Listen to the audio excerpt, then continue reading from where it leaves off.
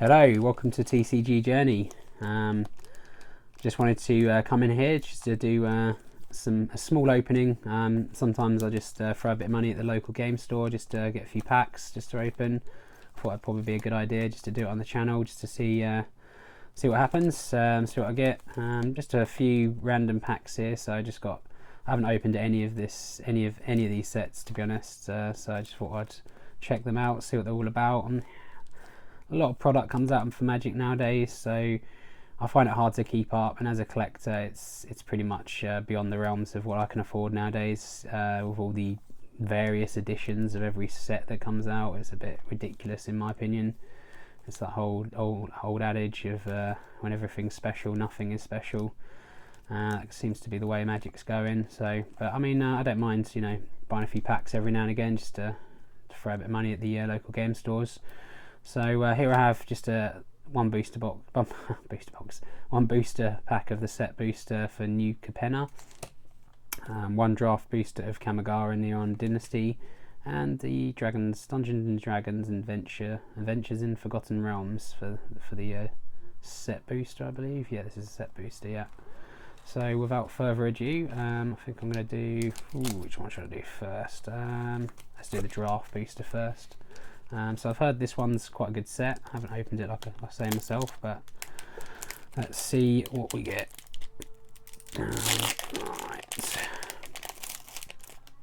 I think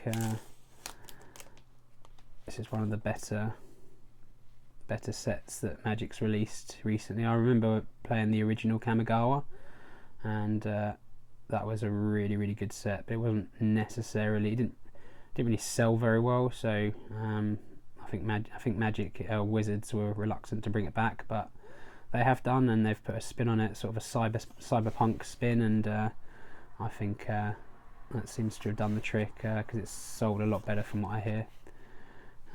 So get through the commons. I'm sure anyone that follows Magic would have already seen all the commons already. A number of openings done on these sets already, so I won't waste too much time on the commons. I do really love the sagas. I remember I did go quite heavily on Dominaria, mainly because it was doing a lot of new things in the set, and I really wanted to check it out. And the sagas are one of the highlights for me, and I'm glad they've brought that back for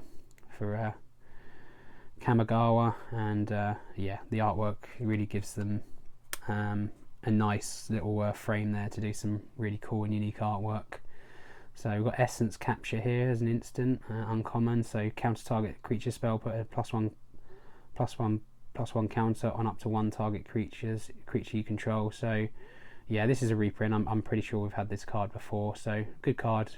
It's just a normal counter spell, but you get to put a +1/+1 counter on a creature, which can obviously work in these kind of builds, that +1 counter builds. Hot Shot Mechanic. Hot Shot Mechanic cruise vehicles as though its power were 2 or greater. That's not too bad, I guess. Cruise vehicles as though its power 2 or greater. Okay, that's cool. So it's super good at piloting, which it's a Fox pilot. So I guess that makes sense. Yeah, I like that. That's pretty sweet. It's pretty cool. So we have a Gloom Shrieker. 2/1 for free. Menace. When Gloom Shrieker enters the battlefield, return target permanent card from the graveyard to your hand. That seems good. Would die, exile it instead.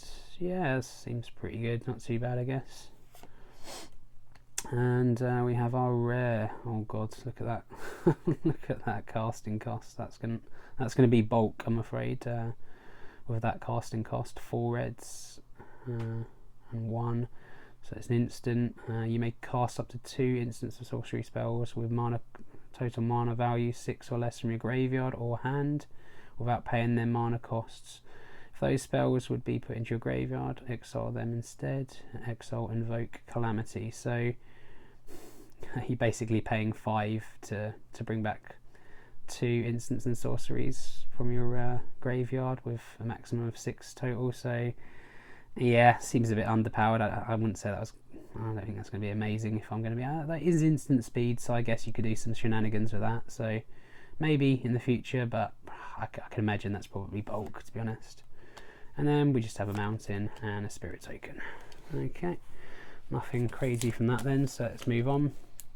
So next we have Adventures in Forgotten Realms. I wonder if we can pull anything good from at least one of these packs. Maybe just a mythic of some sort. I know some of the mythics are not particularly great anyway, but we'll see if we can get something good. So yeah, we get an art card, so that's a pretty good start. So looks like we've got a gold printed art card here. Looks pretty nice. You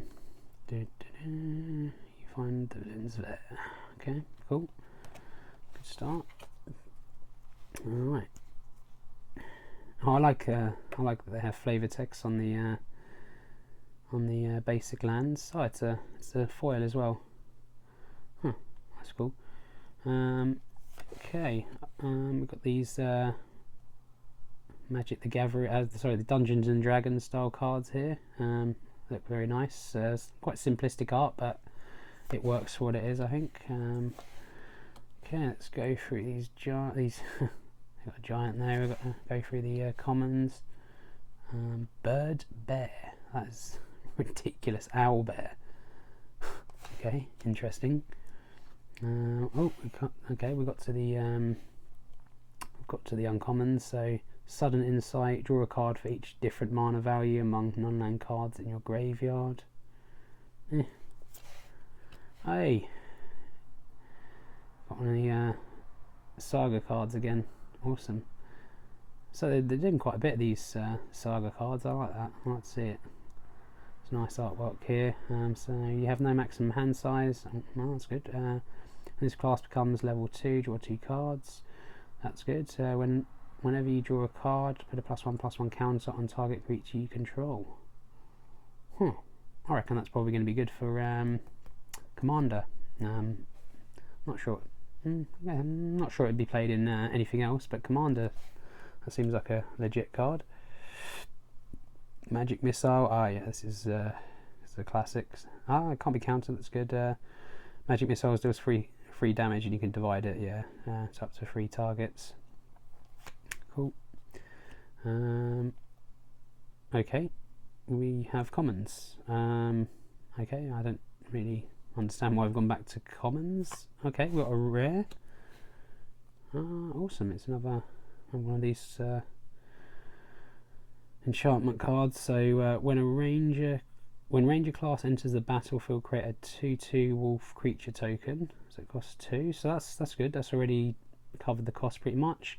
Whenever you attack, you have to pump it up. So if you put 2 more in, whenever you attack, put +1 counter on target attacking creature. That seems good. Okay, that's only for 2 as well. Get a lot of value over the course of a game for that. And then for 4 mana, you may look at your top card of your library at any time. You may cast creature spells on the top of your library. That's always powerful as well, I'd say. That seems good. Yeah, that seems really good. Okay, we have a mythic. That's good. That's cool. I'll take that. Deck of many things.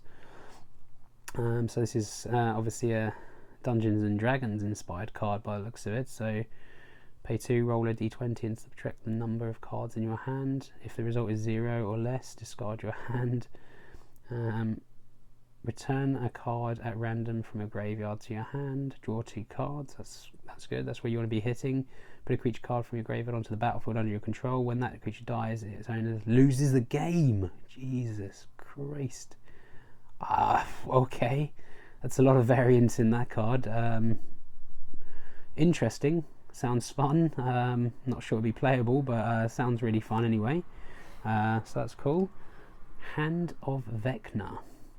Beginning of your combat on your turn, equipped creature or a creature you control named Vecna gets +X until the end of the turn, where X is the number of cards in your hand.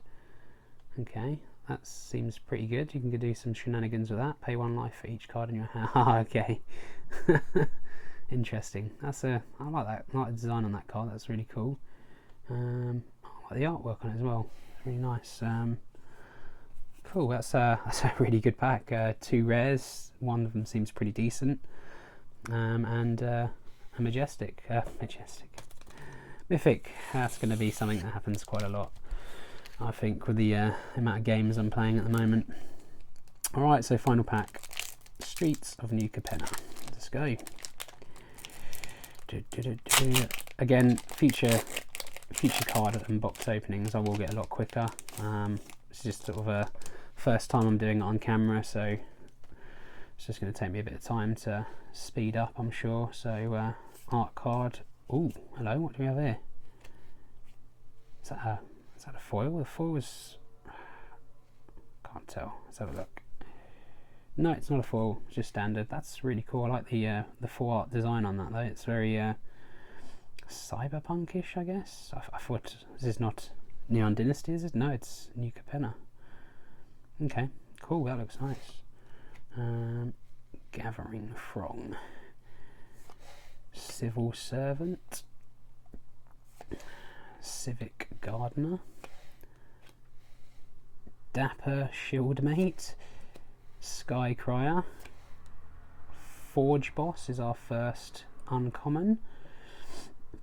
So for 4, you get a 3/4 with when you sacrifice one or more other creatures, Forge Boss deals 2 damage to each opponent. This ability triggers only once each turn. Okay, I'm glad they put the once each turn on that. That makes it nice and balanced, but I guess if you take that off it would be a really good card. But hey ho, yeah, not too bad. Graveyard Shift, 5 mana. This spell has flash as long as there are 5 or more mana values among cards in your graveyard. It's not going to be easy to do. Turn target creature card from your graveyard to the battlefield. Yeah, that's okay. Nothing special. Suspicious Bookcase. Defender. Target creature can't be blocked this turn. It's no 4. Okay. Yeah, that's probably good in limited. Trying to get damage for each of your opponent in those sort of slogging games where both players have a big board presence. That could be really handy in limited. Other than that, not the greatest. Oh, flashy land here. That enters tapped, so you get to draw a card when you sacrifice it. It's not too bad. What do we have here then? So this is our rare Obscura Interceptor. Flash Lifelink 3/1. When Obscura Interceptor enters the battlefield, it connives. When it connives this way, return up to 1 target spell to its owner's hand. Connive is to have a creature connive, draw a card, then discard a card. If you discarded a non-land card, put a +1/+1 counter on that creature. Seems pretty good, although the casting cost, it's a little bit ridiculous. I know it has flash, but I think if you knocked one of those colours off, I think that would be a ridiculously good card. But as it is, I think it's just good. Widespread Thieving. So we do have another rare here. I can't tell if that's a... Okay, that is definitely a foil. Foiling's not... seems fairly subtle, which is okay.